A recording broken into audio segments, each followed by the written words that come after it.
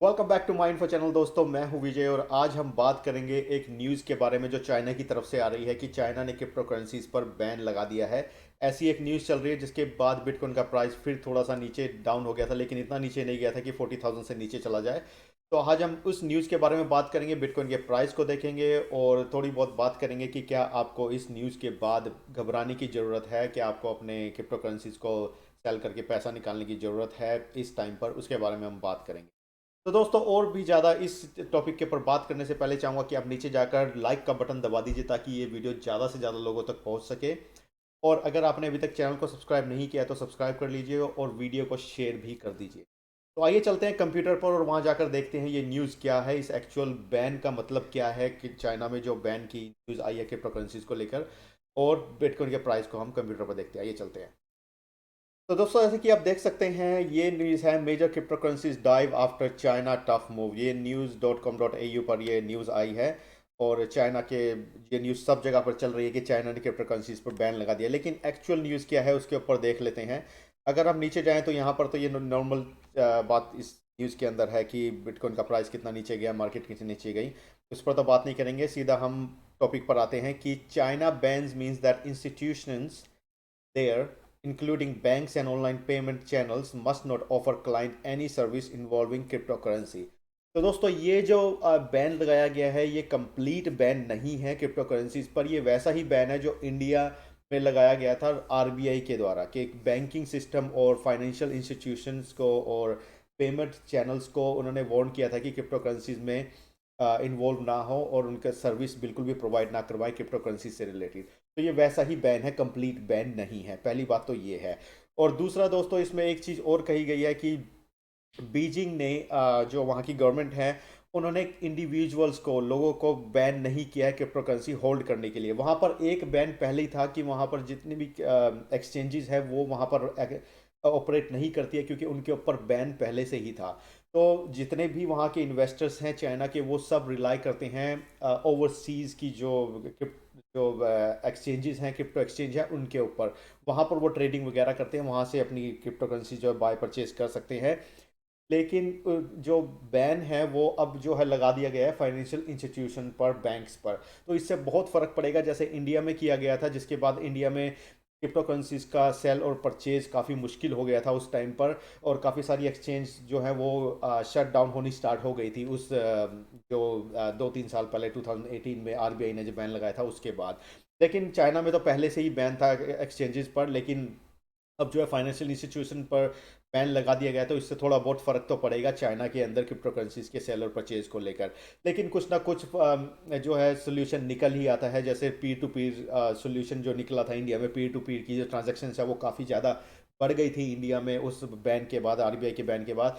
तो बीजिंग में भी ये पहले से ही पीर टू पीर चल ही रहा है, तो वो भी चलता ही रहेगा। और क्रिप्टो करेंसीज में अगर लोगों ने डील करनी है तो वो करते रहेंगे, क्योंकि गवर्नमेंट ने प्रॉपरली पूरी तरह से बैन नहीं लगाया है। तो इस न्यूज़ के बाद घबराने की कोई इतनी ज़्यादा ज़रूरत नहीं है कि इस न्यूज़, क्योंकि चाइना जो है चाइना जो बहुत बड़ा माइनिंग मतलब कि इंडस्ट्री है वहाँ पर क्रिप्टो करेंसीज को लेकर, बिटकॉइन की खास करके 80% माइनिंग जो है बिटकॉइन को लेकर वो चाइना में ही होती है।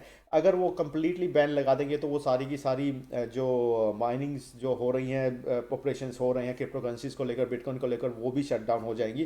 तो पूरा का पूरा नेटवर्क जो है क्रिप्टो करेंसीज का वो डाउन हो सकता है। लेकिन उन्होंने ऐसा कुछ नहीं किया है। तो कंप्लीट बैन नहीं है, आपको घबराने की जरूरत नहीं है इसमें। बिटकॉइन का प्राइस, हाँ, हो सकता है कि अनसर्टेनिटी बढ़ जाए मार्केट में, क्योंकि इसके बाद फंड बहुत ज़्यादा क्रिएट हो जाते हैं, फियर, अनसर्टेनिटी, डाउट, जिसकी वजह से मार्केट नीचे गिरनी स्टार्ट हो जाती है। तो ये न्यूज़ अभी आई है, तो इसके बाद इतना फ़र्क बिटकॉइन के प्राइस पर या क्रिप्टो करेंसीज के प्राइस पर नहीं पड़ा है। बिटकॉइन का प्राइस 2-1-2 हज़ार डॉलर नीचे गया है, लेकिन फिर भी थोड़ा ध्यान रखिए क्रिप्टो करेंसीज की मार्केट पर, और थोड़ा ध्यान रखिए कि इसका प्राइस कहाँ जा रहा है, कि हो सकता है वो नीचे गिर जाए, क्योंकि लगातार बैड न्यूज़ आ रही है क्रिप्टो करेंसीज को लेकर, खास करके बिटकॉइन को लेकर। तो चारों तरफ से इलोन मस्क ने पहले वो स्कैंडल किया, पूरे हफ्ते बिटकॉइन का प्राइस कहाँ से कहाँ पहुँचा दिया, और अब उसके बाद ये ऐसी न्यूज़ आ रही हैं।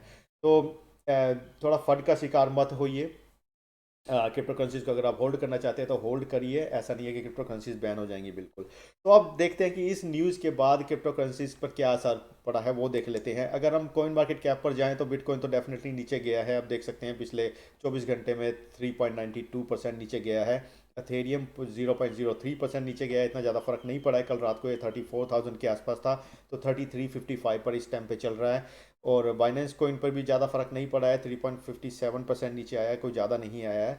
तो जितने भी ज़्यादातर क्रिप्टो करेंसीज हैं वो नीचे तो आई हैं, लेकिन इतनी ज़्यादा नीचे नहीं आई है इस न्यूज़ के बाद, जितना उम्मीद की जा रही थी कि इस न्यूज़ के बाद बिल्कुल ही मतलब कि बिटकॉइन का प्राइस जो है 30,000 पर चला जाएगा, ऐसा कुछ होगा।